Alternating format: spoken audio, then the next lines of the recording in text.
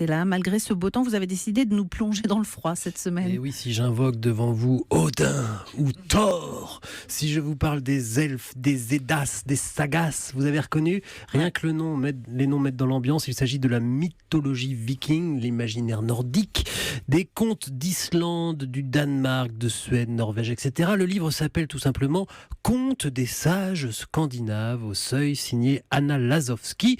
On y trouve 24 histoires fantastiques. Il y est question de princes et de princesses, bien sûr, de dieux mythologiques, de fjords, d'aventures sur la banquise aussi, comme dans ce conte islandais qui raconte l'histoire d'un homme perdu sur la banquise et sauvé par une ours.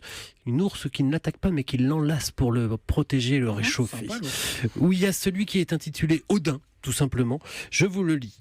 Sur les terres d'Asgard, nombreux étaient ceux qui sollicitaient Odin. Un nain se plaignait de spoliation, un géant d'offense. Pourtant, le père des mondes n'y prêtait guère attention. En secret, il s'interrogeait. Que faire maintenant que les mondes sont nés ? C'est beau ça. Maintenant que les mondes sont nés, dieux, hommes, géants, nains, elfes ont trouvé leur place. Quelle est la mienne ?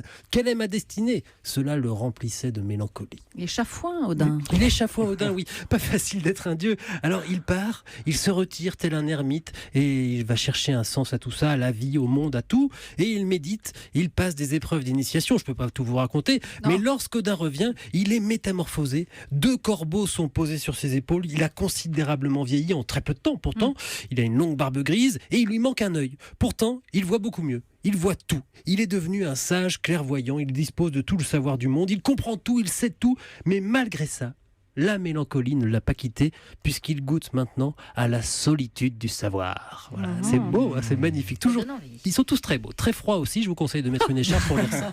Bon, en tout cas, c'est un bel objet. Hein, oui, et c'est un petit ouvrage, mais avec de superbes illustrations. La tranche du livre elle-même est colorée. C'est un petit bijou. On reconnaît un peu de l'univers de Tolkien, qui en fait s'est inspiré de ces mythologies-là.